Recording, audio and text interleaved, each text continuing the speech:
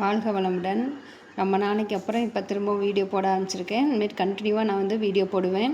உங்களுக்கு யூஸ்ஃபுல்லாக இருக்கிற மாதிரி இந்த வீடியோலாம் உங்களுக்கு டெய்லரிங் டிப்ஸு, டெய்லரிங்கில் வரக்கூடிய பிரச்சனை, அதை எப்படி வந்து சால்வ் பண்ணுறது, இந்த மாதிரி ஐடியாக்கள்லாம் உங்களுக்கு வந்து நிறையாவே நான் தருவேன். அது இல்லாமல் டிசைன், புது புது டிசைன் எந்த மாதிரிலாம் டிசைன் வைக்கலாம், எந்த மாதிரி கஸ்டமரை வந்து நம்ம ஹேண்டில் பண்ணலாம் அப்படிங்கிற ஐடியாவும் நான் வந்து உங்களுக்கு இனிமேட்டுக்கு வரக்கூடிய வீடியோவில் நான் ஒன்றுன்னா உங்களுக்கு வந்து சொல்லித்தரேன். இன்றைக்கி எடுத்த வீடியோவில் வந்து கொஞ்சம் சரியாக வந்து வீடியோ கவர் ஆகாமல் இருக்குது. இது நான் அடுத்த வீடியோவில் வந்து நான் கரெக்ட் பண்ணிடுறேன். நமக்கு வந்து டெய்லரிங் கிளாஸஸ் கூட நான் வந்து இனிமேட்டுக்கு வீடியோவை நான் எடுத்து போடுறேன். உங்களுக்கு நீங்கள் ஈஸியாக வந்து யார் வேணாலும் கற்றுக்கலாம். வீட்டில் இருக்கவங்களும் சரி, அதுக்கு எந்த ஒரு ஏஜ் லிமிட்டும் கிடையாது. யார் வேணால் வந்து தையல் கற்றுக்கலாம். என்னோடய சேனலை சப்ஸ்கிரைப் பண்ணி வச்சுக்கோங்க. அப்போ தான் வந்து நான் போடக்கூடிய நெக்ஸ்ட் வீடியோ வந்து உங்களுக்கு வந்து ரீச் ஆகும். நான் எந்த மாதிரி வீடியோ போடுவேன்னா, மேக்ஸிமம் எனக்கு வந்து எந்த மாதிரி ஒரு பிரச்சனைகளாக வந்தது, எந்த மாதிரி நான் வந்து எக்ஸ்பீரியன்ஸ் ஆனோம் கஸ்டமர்கிட்ட, அவங்ககிட்டருந்து நம்ம என்ன கற்றுக்கிட்டோம், ஒவ்வொருத்தருடைய ப்ளவுஸ்லேயும் வந்து கண்டிப்பாக நம்ம ஒரு அளவு வச்சு வெட்டுவோம், அது ஒரு அளவாக மாறும். நம்ம ஒரு கால்குலேஷன் போட்டு அந்த ஒரு அளவு பண்ணுவோம். ஆனால் அது வந்து ஒரு கஸ்டமர் கரெக்டாக வரும், இன்னொரு கஸ்டமர் கரெக்டாக வராது. ஏன் அவங்களுக்கு கரெக்டாக வரல அப்படிங்கிறது எல்லாமே வந்து நான் உங்களுக்கு கண்டிப்பாக இந்த வரக்கூடிய வீடியோலாம் நான் உங்களுக்கு சொல்கிறேன். நீங்கள் வந்து தொடர்ச்சியாக பார்த்துட்டே இருங்க. நிறைய பிரச்சனைகள் வந்து இந்த டெய்லர்ஸ் ஃபேஸ் பண்ணுவாங்க. என்ன தான் பெரிய வந்து ஒரு டெய்லர் கடை வச்சு அவங்க வந்து பெரிய புட்டிக்காக வச்சு நடத்துகிறாங்கனாலும் கூட அவங்களோட சில கஸ்டமர் வந்து கம்ப்ளைண்ட் பண்ணுவாங்க. என்னங்க தைச்சிருக்கிறீங்க அப்படின்னு கொண்டு வந்து ப்ளவுஸை தூக்கி போட்டு சத்தம் போடுற கஸ்டமர் இருக்காங்க. ஸோ அவங்களுக்கு என்ன பிரச்சனைனா கண்டிப்பாக வந்து அதில் ஏதோ ஒரு பிரச்சனை இருக்கும். ஓகேங்களா? அது என்னவாக இருக்கும், அது எதனால அந்த மாதிரி வருது, நம்ம அதை எப்படி கரெக்ட் பண்ணுறது. ஸோ இந்த மாதிரி வீடியோக்கள் வந்து நான் போடுவேன். கண்டிப்பாக உங்களுக்கு நீங்கள் நிறைய கற்றுக்கலாம். தொடர்ச்சியாக பாருங்கள், சப்ஸ்கிரைப் பண்ணிக்கோங்க. நிறைய பேர் என்கிட்ட சாதா மிஷின் தான் இருக்குது, இந்த மாதிரி என்கிட்ட வந்து ஜாக் மிஷின் இல்லை அப்படின்னு ஃபீல் பண்ணுவாங்க. நம்ம கற்றுக்கணும்னு நினைக்கிறதுக்கு வந்து நமக்கு மிஷின் எந்த மிஷின் நம்மக்கிட்ட இருக்குதுங்கிறது பொறுத்து கிடையாதுங்க. நம்மளுடைய இன்ட்ரெஸ்ட்டை பொறுத்து தான். அதனால் எந்த மிஷினாக இருந்தாலும் நம்மளால் தைக்க முடியும். நீங்கள் வீட்டில் இருக்கக்கூடிய சின்ன சின்ன ஒரு பிட்டு துணி அதிலேருந்து தைக்க ஆரம்பிங்க. உங்களால் ஈஸியாக பழகிக்கலாம். தைச்சிக்கிட்டே இருக்கவங்களுக்கு வந்து நிறைய டிசைன்ஸ் வந்து வச்சு தைங்க. ஒரே மாதிரி சிம்பிளாக ப்ளைனாக தைச்சிக்கிட்டே இருந்திங்கன்னா ஒரு ஸ்டேஜில் போர் அடிக்க ஆரம்பிச்சிடும். நிறைய பேர் என்ன பண்ணுவாங்க, எனக்கு டிசைன் ப்ளவுஸே வேண்டாங்க, எனக்கு ப்ளைன் ப்ளவுஸே கொடுங்க, அதுவே நான் தைச்சிட்றோம், அதுவே எக்ஸ்ட்ரா தைச்சிட்றா முடியுது அப்படின்னு சொல்லுவாங்க. அது ஒரு ஸ்டேஜ் வரைக்கும் தான் வந்து தைக்க முடியும். அதுக்கு மேலே நமக்கு இன்ட்ரெஸ்ட் இல்லாமல் போயிடும். அப்போ அந்த இன்ட்ரெஸ்ட் இருக்கணும்னா நம்ம வந்து புதுசாக கற்றுக்கிட்டு போகணும். நெக்ஸ்ட்டு நம்ம வந்து வேறு லெவலில் நம்ம கற்றுக்கிட்டா தான் நம்ம வந்து இன்றைக்கி இருக்கக்கூடிய காம்படிட்டிவ் வேர்ல்டில் வந்து நம்ம வந்து ஸ்டாண்ட் பண்ணி நிற்க முடியும். ஸோ அதனால் நம்ம என்ன பண்ணணும்னா எல்லாமே அந்த நம்ம ஸ்டிச்சிங்கில் பொறுத்த வரைக்கும் எல்லாமே கற்றுக்கணும். இன்னும் சில பேர் என்ன பண்ணுவாங்கன்னா, டெய்லர் கடையில் போய் கட் பண்ணி கொடுங்க, நான் தைச்சி கொண்டு வந்து தரேன் அப்படின்னு சொல்லிட்டு பீஸ் ரேட்டுன்னு சொல்லி அதை வாங்கிட்டு போய் தைச்சிட்டு வருவாங்க. அப்படி இருந்திங்கன்னா நீங்கள் வந்து நெக்ஸ்ட்டு லெவலுக்கு போகவே முடியாது. நீங்கள் வந்து என்ன பண்ணணும்னா நீங்களே ஓன் கட்டிங் போட்டு பழகணும். உங்களுக்கு தான் இன்றைக்கி யூடியூப்பில், இன்ஸ்டாகிராம்லேன்னு எல்லாத்துலேயும் வந்து உங்களுக்கு கிளாஸ் எடுக்கிறாங்க. ஸோ நீங்கள் அதில் பார்த்து கூட நீங்கள் வந்து நிறைய கற்றுக்கலாம். ஸோ நீங்கள் எப்படி கட்டிங் போடுறதுன்னு ஃபஸ்ட்டு நீங்கள் உங்களுக்கு உங்கள் வீட்டாளுங்களுக்கு மட்டும் தைச்சிட்டு அதுக்கப்புறம் நீங்கள் வந்து வெளியில் கஸ்டமருக்கு தைக்க ஆரம்பிக்கலாம். இன்கேஸ் ஒரு கஸ்டமர் கம்ப்ளைண்ட் பண்ணுறாங்க அப்படிங்கிறதுக்காக நம்ம எல்லா கஸ்டமரையும் அப்படி சொல்லிட முடியாது. ஒரு கஸ்டமர் கம்ப்ளைண்ட் பண்ணுவாங்க, திட்டுவாங்க.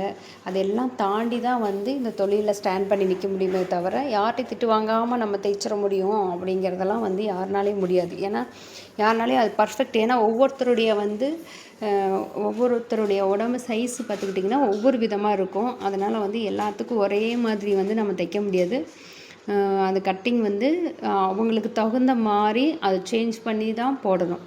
ஸோ அதில் வந்து நிறைய பேர் மிஸ்டேக் பண்ணிடுவாங்க. அதனால் வந்து கஸ்டமரில் நிறையா வந்து சில பேர் வந்து திட்டிட்டு போகிறவங்க இருக்காங்க, சில பேர் வந்து அட்ஜஸ்ட் பண்ணிவிட்டு போட்டு போகிறவங்களும் இருக்காங்க. ஸோ அதனால் கஸ்டமர் இதை சொல்கிறாங்க, அதை சொல்கிறாங்க அப்படின்னு பயந்துக்கிட்டு நிறைய பேர் பயத்தினாலேயே தைக்கிறதில்ல. வீட்டுக்கு மட்டும் தைச்சிக்கிட்டு விட்டுறாங்க. கட்டிங் வந்து இல்லைன்னா போய் டெய்லர் கடையில் போயிட்டு எனக்கு கட்டிங் போட்டு கொடுங்க அப்படின்னு சொல்லி கேட்பாங்க. ஸோ நீங்கள் தைச்சிங்கன்னா கண்டிப்பாக வந்து நீங்கள் அடுத்த ஸ்டேஜுக்கு போக முடியாது. உங்களுக்கு வந்து மந்த்லி இவ்வளோ தான் நீங்கள் சம்பாதிக்கிறீங்கன்னா அதைத்தான் வந்து நீங்கள் அந்த ஸ்டாண்டர்டு தான் கொண்டு வர முடியும். நீங்கள் அடுத்த லெவல் போகணும் அப்படின்னா நீங்கள் ஓன் கட்டிங் போட்டு நீங்கள் உங்களுக்கு வந்து சொந்தமான கஸ்டமர்ஸ் இருக்கணும்.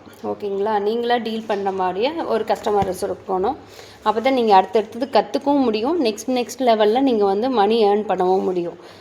அடுத்ததாக நீங்கள் ஒரு கடை போட முடியும். நீங்கள் அதுலேருந்து நெக்ஸ்ட் லெவலில் இம்ப்ரூவ் பண்ண முடியும். ஸோ அதனால் வந்து எப்படி தைக்கணும், எப்படி கட் பண்ணணும் அப்படிங்கிறது எல்லாமே வந்து நீங்கள் கற்றுக்கணும். கண்டிப்பாக கற்றுக்கணும்.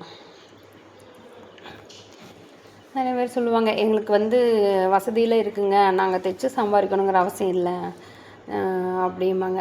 உங்களுக்கு அவசியம் இல்லைனாலும் இது ஒரு கலை. இதை வந்து நம்ம கற்றுக்கறனால, இந்த கலையை நம்ம கற்றுக்கறனால நம்ம மைண்டு வந்து ரிலாக்ஸாக இருக்கும். நம்ம ஒரு ப்ராப்பராக ஒரு வேலையை செய்யும்போது நம்ம மைண்டில் ஒரு ஹாப்பினஸ் வந்து கண்டிப்பாக கிடைக்கும். அதை செஞ்சு பாருங்கள்.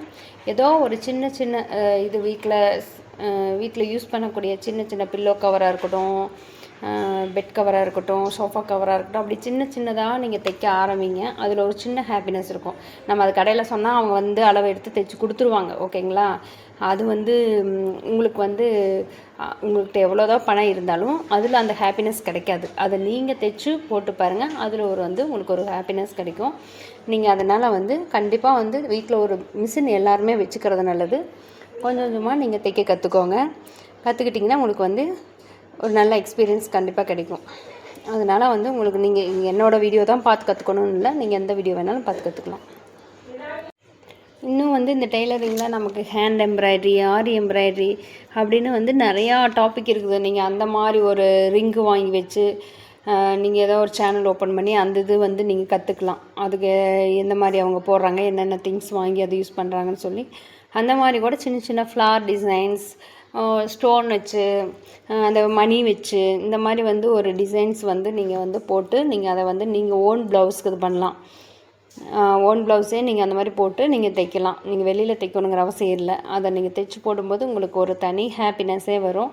நீங்கள் கொஞ்சம் அதை ட்ரை பண்ணி பார்த்தீங்கன்னா உங்களுக்கு அப்போ தான் அது வந்து உங்களுக்கு எவ்வளோ ஒர்த்தாக இருக்குங்கிறது உங்களுக்கு தெரியும். இப்போ இந்த ப்ளவுஸில் பார்த்துக்கிட்டிங்கன்னா அந்த ஃப்ரண்ட் பீஸ் வந்து ஒன்று கம்மியாக இருக்கும்.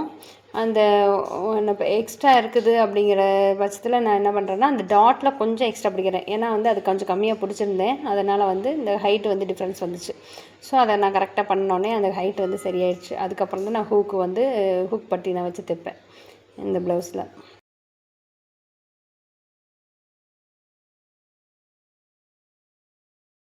ஹுக் பட்டிக்கு தனியாக பட்டி பீஸ் எடுத்து வச்சு தான் தைக்கணும்.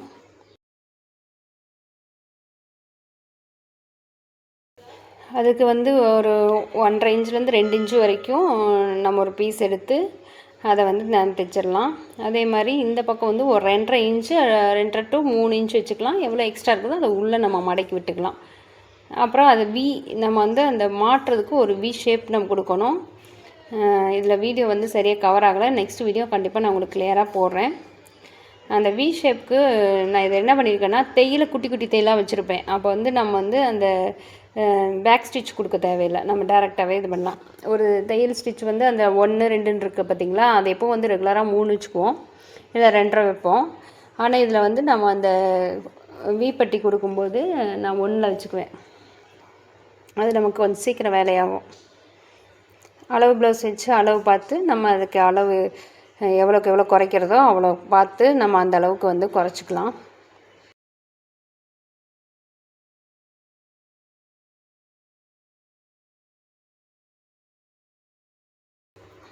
கடைசியில் எக்ஸஸாக இருக்கிறது எல்லாத்தையும் நம்ம கரைச்சி விட்டுறலாம். அப்போ தானே பார்க்க நீட்டாக இருக்கும். ஏன்னா ரெண்டாவது எவ்வளோ நம்ம ஒரு 1லேருந்து 1.5 இன்ச்சு எக்ஸஸ் இருக்கலாம். அதை விட 2 இன்ச்சுக்கு பக்கம் நமக்கு எக்ஸஸ் இருந்ததுன்னா ஃபினிஷிங் வந்து நம்ம போட்டப்போ வந்து கரெக்டாக இது பண்ணாது. அதெல்லாம் நம்ம எக்ஸஸ் அதிகமாக இருக்குதுன்னா அதை நம்ம கரைச்சி எடுத்துடணும். அதை குறைச்சிருங்க, கட் பண்ணிடுங்க.